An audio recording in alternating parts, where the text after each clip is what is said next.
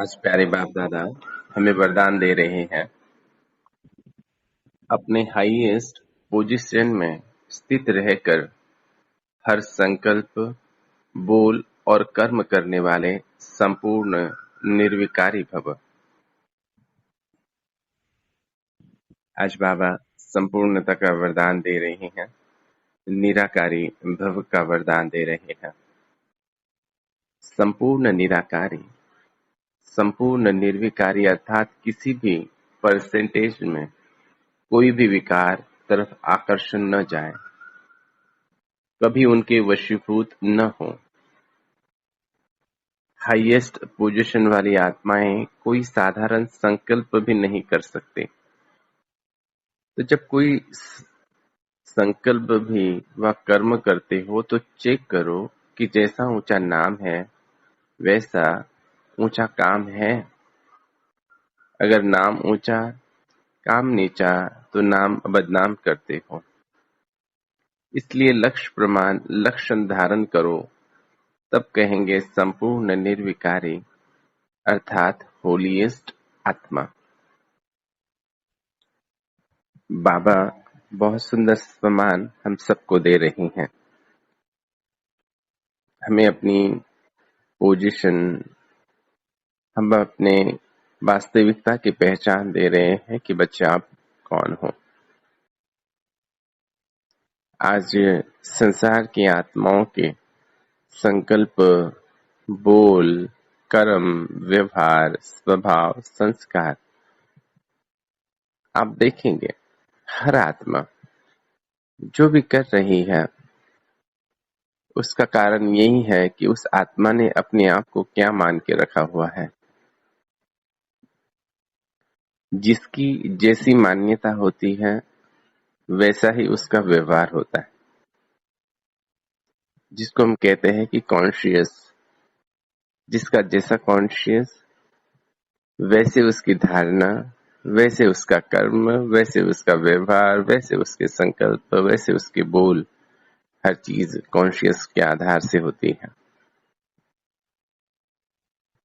इसलिए बाबा ने हमारा कॉन्शियस चेंज कर दिया, हमें अपने वास्तविकता की पहचान करा दी कि बच्चे तुम कौन हो। आत्मा हो, कैसी आत्मा हो? हाईएस्ट, होलीएस्ट, संपूर्ण निर्विकारी आत्मा हो। स्वमान तो बाबा बहुत सारे देते हैं। हमारी महिमा की गीत, हमारी महिमा बहुत बाबा करते हैं। कितने श्रेष्ठ श्रेष्ठ स्वमान बाबा हमें देते हैं। तो जो जितना स्वमान में रहता है, और एक है कि उस स्वमान को स्वीकार भी करना। सिर्फ रिपीट अगर करते हो तो वो तो सिर्फ मुख तक सीमित रहेगा, लेकिन उसको स्वीकार कर लेना है हर स्वमान को कि हाँ मैं हूं ही हाईएस्ट निर्विकारी, संपूर्ण निर्विकारी आत्मा। जब तक स्वीकार नहीं करते तब तक कोई परिवर्तन आता ही नहीं। और स्वीकार करने के लिए बार बार उसको अनुभव में लाना होता है, उसको अभ्यास में लाना होता है। ज्ञान तो सभी को है। जैसे हम कोर्स कराते हैं तो कोर्स कराने के वक्त में हम इनको कहते कि चलो आपको अभी पता चल गया कि आप आत्मा हो, और मैं 10 साल के बाद में भी आपको पूछूंगा कि आप कौन हैं। तो जब मैं पूछूंगा तो मुझे आप यही कहेंगे कि मैं तो आत्मा हूं। लेकिन ये तो जानकारी हुई, ये तो इंट्रोडक्शन हुआ। और ये इंट्रोडक्शन तो संसार की आत्माओं को है ही। जब भी कोई शरीर छोड़ता है तो वो तो कहते हैं कि आत्मा को शांति का दान देते हैं, आत्मा अजर अमर अविनाशी है। कौन नहीं जानता, सब जानते हैं। लेकिन जानना, मानना और फिर उसके ऊपर चलना, उसके आधार से व्यवहार करना, ये जरूरी होता है, तो उसको स्वीकार कर लेना कि हाँ, मैं हूं ही आत्मा, मैं हूं ही सत्य। जो ज्ञान पहले हमारा था कि हम आत्मा स्वयं को विकारों के वश में समझते हुए समझती थी कि वही मेरा स्वरूप है, वही मेरा स्वभाव संस्कार है। बाबा ने ज्ञान का प्रकाश डाला और हमारी कॉन्शियसनेस को चेंज कर दिया और कहा कि बच्चे, तुम तो प्योर हो, तुम तो ज्ञानी हो, तुम तो सुख स्वरूप हो, शांत स्वरूप हो। जब ये हमें ज्ञान दिया बाबा ने, फिर भी बार बार वह पुराने स्वभाव संस्कार इमर्ज होने का प्रयास करती है, लेकिन जिस आत्मा ने संपूर्ण रीति से स्वीकार कर लिया कि मैं हूं ही शांत स्वरूप आत्मा, जब संपूर्ण रीति से जो आत्मा स्वीकार कर लेती है कि मैं हूं ही शांत स्वरूप आत्मा, फिर उसका मन कभी अशांत नहीं हो सकता। उसके मुख से किसी के भी मन को अशांत करने वाले शब्द नहीं निकल सकते। वो ना कभी अशांत किसको करता है, ना वो कभी अब अशांत होता है, क्योंकि अब स्वरूप बन गई आत्मा, स्वीकार कर लिया है संपूर्ण। मैं अपने आप को चेक करूं, इन 7 गुणों को अपने जीवन में चेक करूं। अगर अभी भी कहीं ना कहीं आकर्षण है, कोई ना कोई बात प्रभाव में डालती है, लाती है, तो अभी भी हम अपने उन 7 गुणों के स्वरूप को संपूर्ण रीति से स्वीकार करके उसका स्वरूप नहीं बने हैं। अभी भी वह संपूर्ण निश्चय भी हमें शायद नहीं हुआ कि मैं तो पवित्र हूं, मैं तो शक्ति हूं, मैं तो सुख हूं, मैं शांति, मैं आनंद, मैं प्रेम हूं, मैं ज्ञान हूं।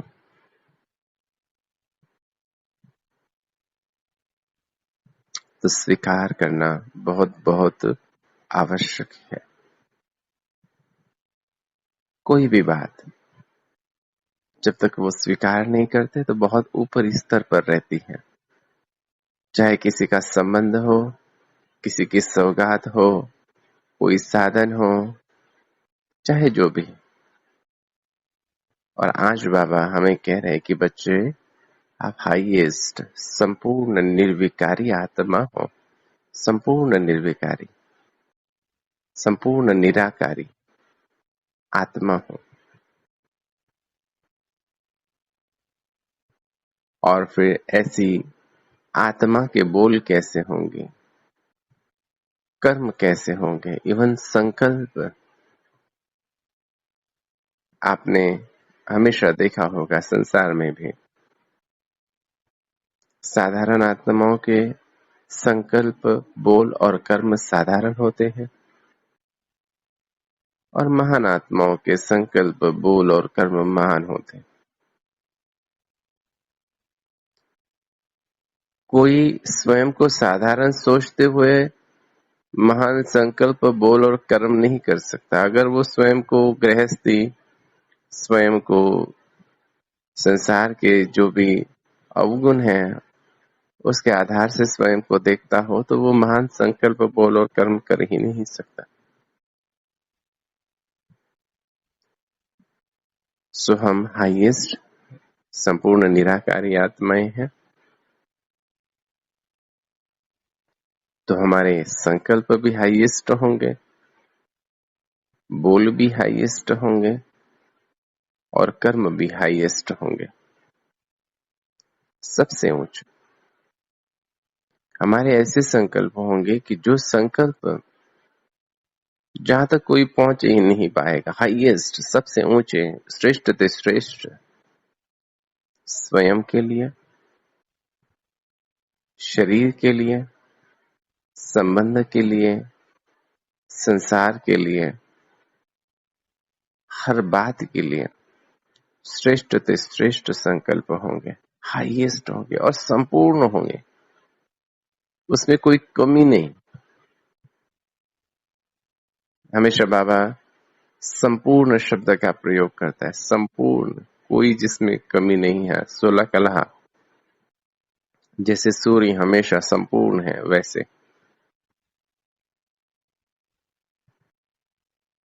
इसलिए हर कर्म करते हुए स्वयं को याद दिलाएं कि मैं कौन हूं। इसलिए कहते हैं ना, संसार की सबसे बड़ी पहेली क्या है? संसार की सबसे बड़ी पहेली यही है कि मैं कौन हूं। सिर्फ मैं आत्मा हूं इतना जानने से नहीं होता। क्या है फिर? वो तो एक नॉलेज है, एक शब्द है कि मैं आत्मा हूं।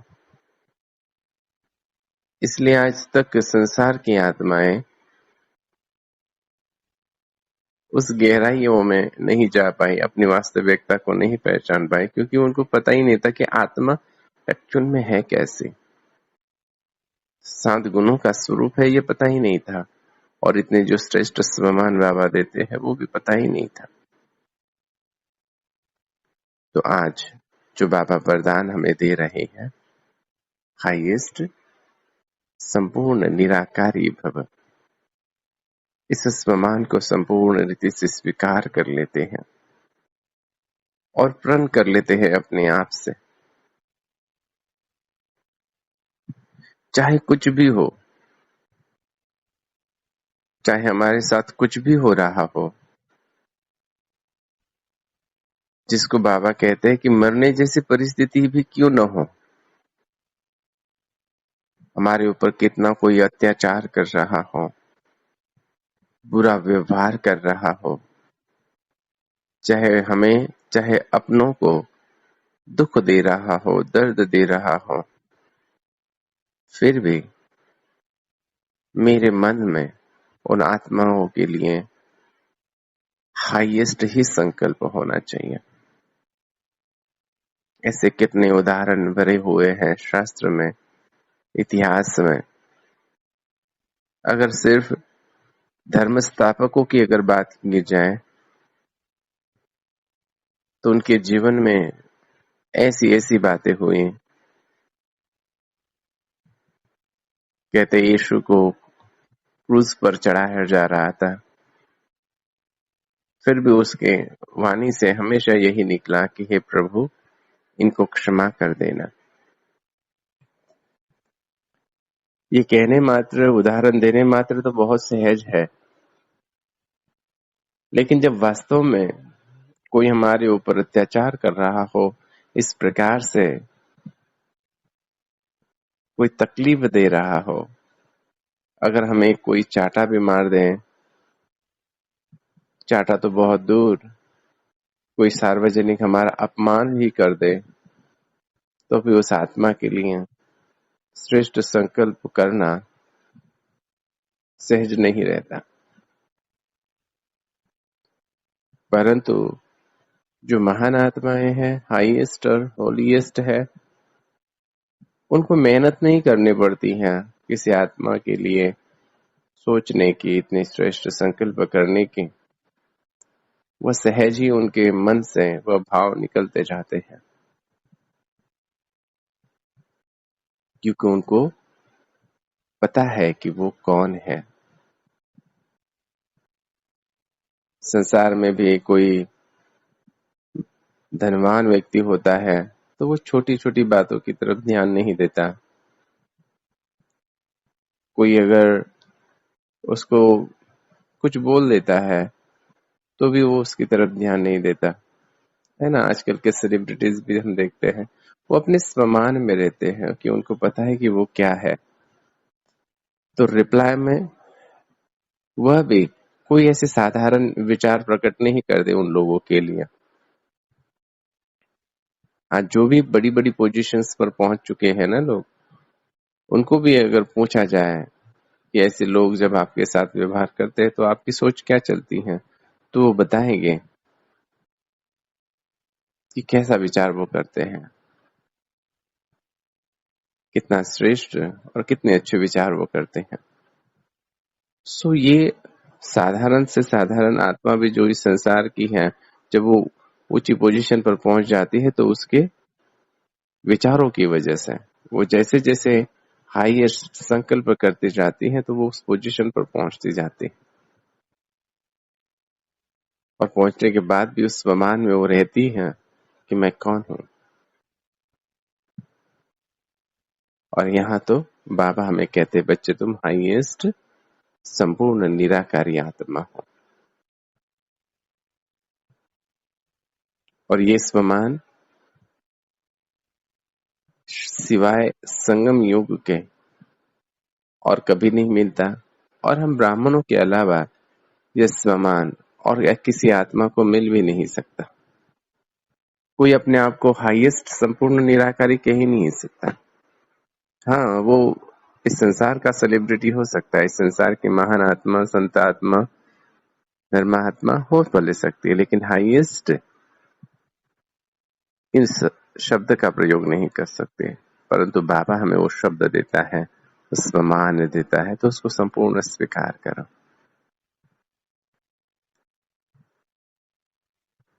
और संकल्प करना है कि आज से, बल्कि अभी से, चाहे कोई भी घटना हो जीवन में, कैसी भी हो,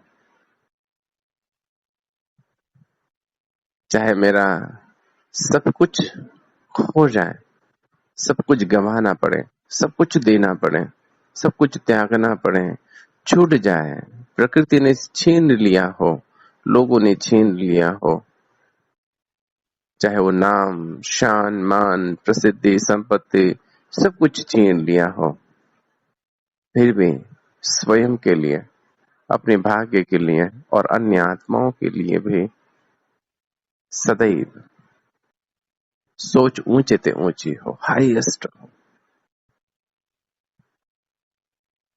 तो ऐसी आत्मा जो हर परिस्थिति में ऐसे श्रेष्ठ विचार रखती हैं, ऐसी आत्मा महान आत्मा, ऐसी ही आत्मा संतुष्ट आत्मा रह सकती है और निरंतर खुशी का अनुभव अपने जीवन में कर सकती है।